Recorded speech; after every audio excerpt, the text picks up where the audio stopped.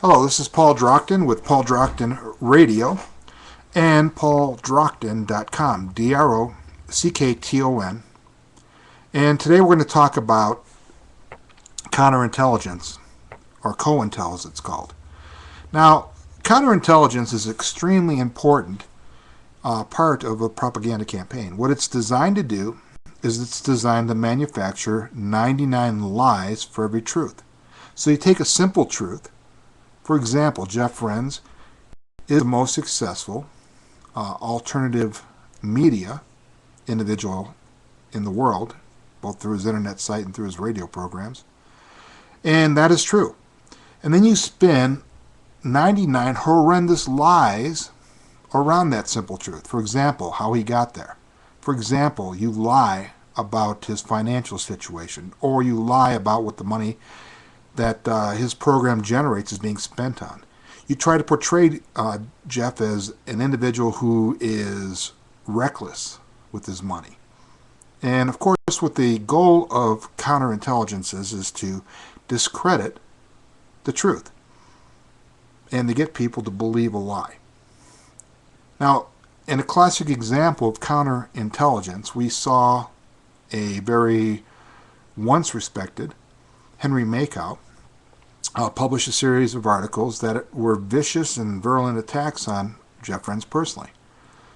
Now, personal attacks, as vicious as I have seen, nothing even comes close to what Makow has done in his last few articles.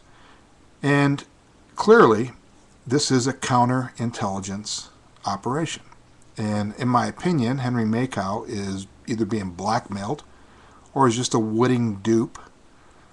Blackmail seems to make more sense to me. It's what I believe.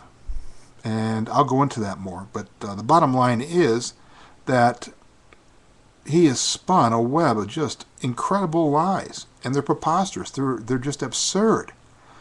To give you an example, on his website, he published that Jeff Rense built $100,000 railroad on his property. Now, Makow's never been to Jeff Rense's property. Photos have been posted of Jeff Rense's property, and nowhere will you see any signs of railroad tracks.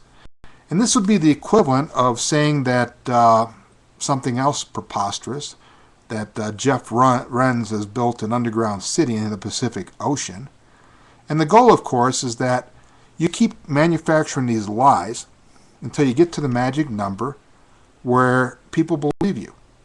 And one lie becomes more absurd than the next, but you just keep on telling new lies when the old ones are discredited. And this is what we're seeing with Henry Makow's operation. Now, the second thing that we need to understand is that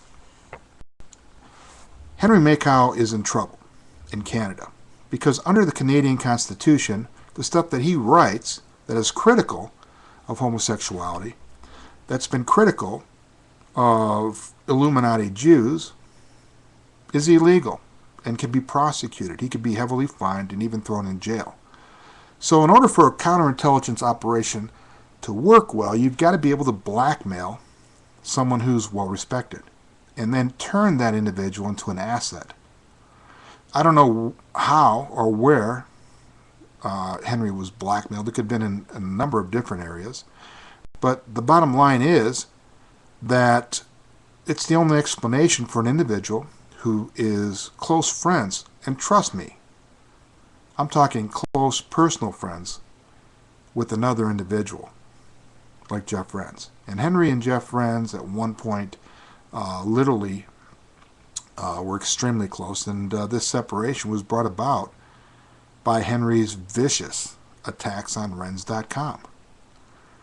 Now, in order for a counterintelligence operation to be successful, these attacks have to come from one source and then be verified by other sources. Yeah, I saw that. Yeah, I'm a witness. In the reality, what you're seeing on the internet is you're seeing that the intelligence agencies are shilling for Makow and doing everything they can to destroy Rense's good name, which is just symptomatic of what a counterintelligence operation does. Now, the biggest red flag, if you're looking for evidence of the intelligence community involvement, just take a look at the article that caused the disagreement between Rense and Makow in the first place, written by one Jim Stone. That's his pen name. I don't even know if that's his real name. It's interesting that Jim Stone, said fast, Jim Stone, could also be Gemstone, which has also been accused of being a counterintelligence operation. But the point is that Jim Stone is an NSA asset. It says so right on Henry Makow's website, that Jim Stone worked for and probably continues to work for the National Security Agency. And the NSA has a long and sordid history involved in helping to create counterintelligence operations. Now, today, they operate the largest database where they are able to capture individuals' emails, record activity on the internet, and who knows what they found when they were going through Makow's emails. Who knows? But it sure looks like there was something there that was strong enough to turn the man into an intelligence asset. Something he had written, possibly, something he was looking at, I don't know. All I know is it's the only explanation that I can come up with for this radical change in behavior, to one day praise a man and then the next day to manufacture just countless lies against that same individual that you were friends with the day before. So we're going to talk more about Jim Stone in the next video. But just understand that within the truth movement, for everyone that is creating a truth, there's other individuals out there trying to create 99 lies to discredit that one truth. This is war, my friends, against your mind, and this is really what is one of the greatest threats to our freedom. This is Paul Drockton. Again, you can hear me on Rense Radio, Monday through Friday, 5 o'clock to 7 Eastern Time. And I will be back in the next video. Have a good day.